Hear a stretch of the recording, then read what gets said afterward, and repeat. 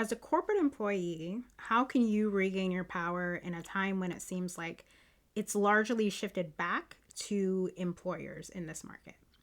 Today, CNBC Make It did a segment called Why Corporate America is Abandoning Remote Work. And this return to office conversation, beneath the surface of it, is kind of this power struggle between employees and employers, with some employees feeling like remote work has given them so much more flexibility and a higher quality of life, but with some employers feeling like they want to have the employees back in the office.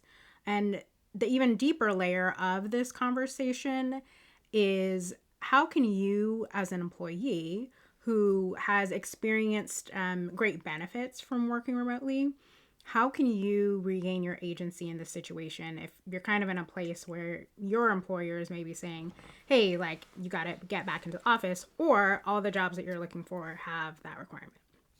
So before I dive deeper into that topic, just to introduce myself, my name is Nyam Adodoadji, and I am a sabbatical coach and writer and product leader. And this channel is all about helping mid-career tech and corporate professionals navigate career transitions and sabbaticals with courage, creativity, and intuition. So if that kind of sounds like your jam, feel free to subscribe, like this video, so that you'll be able to be notified of future videos that I do. So to dive back into this topic, I think in the current market, a lot of employees are feeling disempowered because it's not like 2022, the era of the Great Resignation, when people were bouncing from job to jobs, had a number of offers, and could kind of name their price, right, when they were doing these transitions. We all know that we're largely in a time where there are mass layoffs. I get the sense that there's just this sense of fear and a lot of people hunkering down at their current jobs. And so when it comes to this notion of returning to office, it represents or symbolizes for some employees the sense of disempowerment or helplessness in terms of the ability to regain what they want in their careers. And for some folks, that was found in remote work. So, I think there are a lot of layers to this conversation. But what I want to offer are a few thoughts about how you can reclaim your personal power, even though it feels like it's a time in the market where there's so little that you have control over, and you may feel like you just have to go with whatever employers are saying. So hang around and I will dive into it. So kind of to share my brief story, this is something that I've been growing a lot over the last past number of years. I've, for more or less 10 plus years, been working in corporate America. And during that time, I've mostly had what I think of as an employee mindset, which is more of a mindset where you feel like you are dependent on employers. You're dependent on an external entity in order to give you opportunities. You feel kind of at the whim or flimsy of what corporations or companies or organizations decide, and not really having a clear sense of your own value or worth in the work that you're doing and in the brilliance that you have. So the key shift for me has been during my 2022 sabbatical. I really had a chance to understand my strengths. I had a chance to articulate that by working with one-on-one with a leadership coach. And what that helped me do is also start shifting into a mindset of, how do I create opportunities for myself, right? When I was looking to return back to the workplace and to jobs, honestly, none of the jobs that I saw on job boards were things that I wanted to do. So I made a decision that I need to create the work that I want to see in the world. And so while that is harder in some ways, I think it's also that mindset of creating the opportunities that what you want for yourself.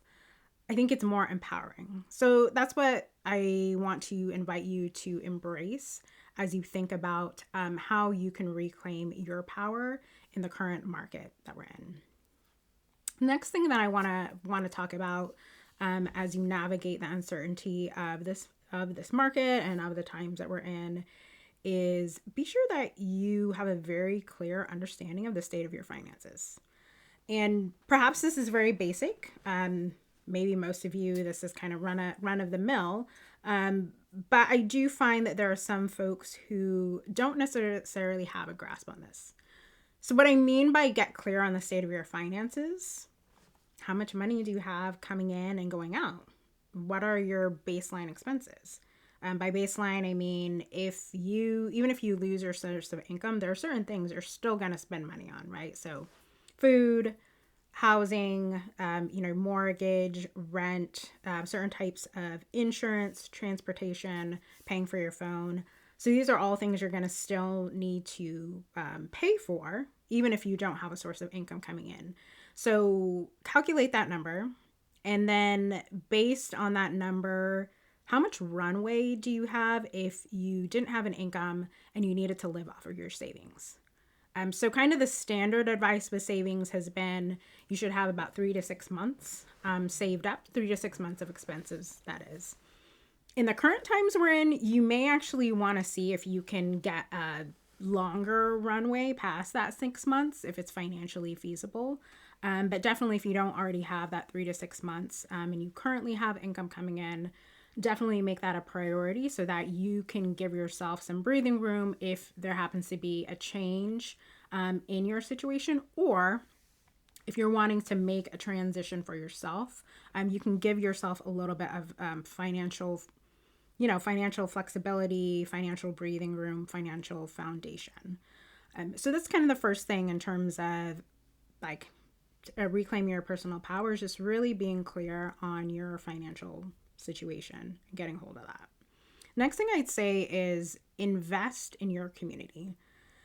And by invest in your community, I don't mean it like in a weird, like inauthentic networking transactional way. What I mean is, who are the folks in your community, both professional and otherwise, that you love being around? That they give you energy, y'all enjoy each other's company.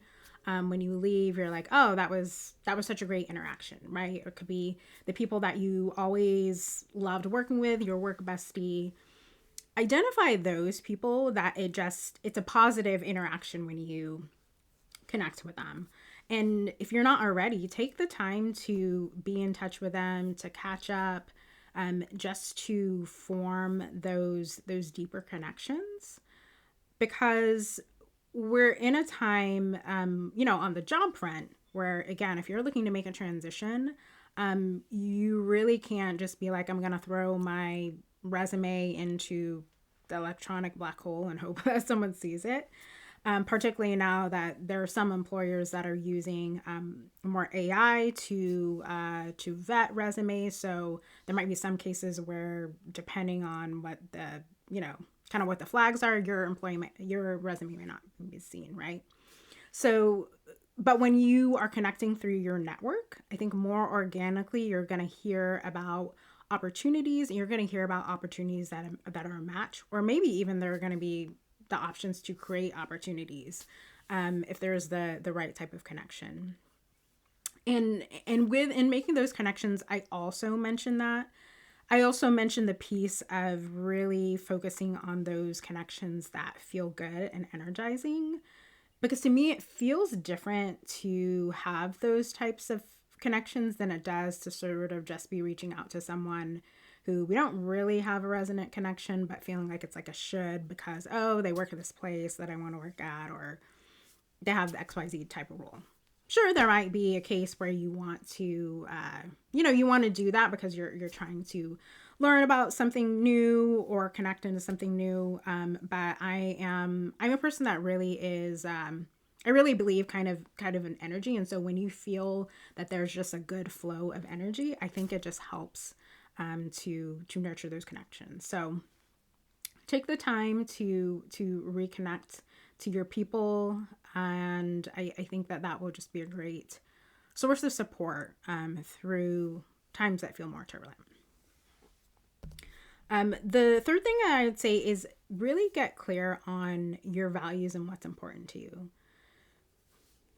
It's the reality that you may have to make some less than ideal choices in the times that we're in. For example, perhaps you're at an employer, they're saying, hey, you got to go back to the office. You need money to pay for your life and your family's life. So you go back to the office.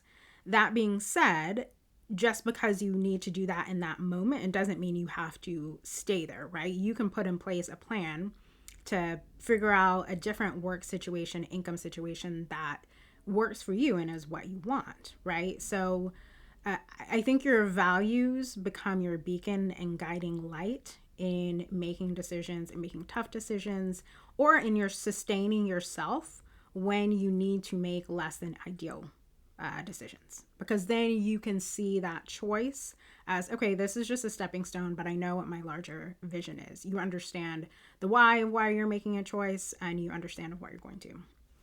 So in terms of trying to understand what your values are, right, because that can be kind of vague, what I would suggest is using something like Brene Brown, the psychologist that talks a lot about vulnerability and bravery and courage and leadership. She has a values list from, I think, pulled from her book, the Dare to Lead book, that I'll put the link to that in the comments. But look at, a values list like that. And take some time to just look at what are the words, the values that speak to you. Then take some time to reflect, journal, think about, why do those words speak to you? What do those values mean to you? How have you seen it? Have you seen yourself operate against those in your life and career in the past? And then moving forward, how do you want to embody those values? So that's a simple way that you can start identifying what's important to you and grounding yourself so that you can make decisions from an empowered place rather than a disempowered place. The last thing that I will offer is, do you understand your strengths and your value and your brilliance and what you want? This is another one that I've been growing in a lot because I think for myself and for many folks, it's very easy to take for granted the things that come easily to you. But keep in mind that just because something comes easily to you doesn't mean it comes easily to others. And in that there is a great strength if you can really understand that value and harness it towards the goals that you have. So in terms of understanding, what I'll call your superpowers,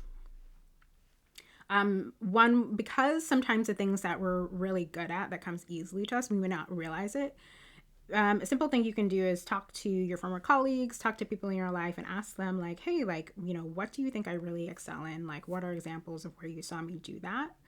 And that will start giving you a catalog of ideas, or rather of, anecdotes of, okay, this is where I really excel. It may also spark for you memories of both how you've seen yourself excel, as well as the times where you have enjoyed a particular type of work or experience.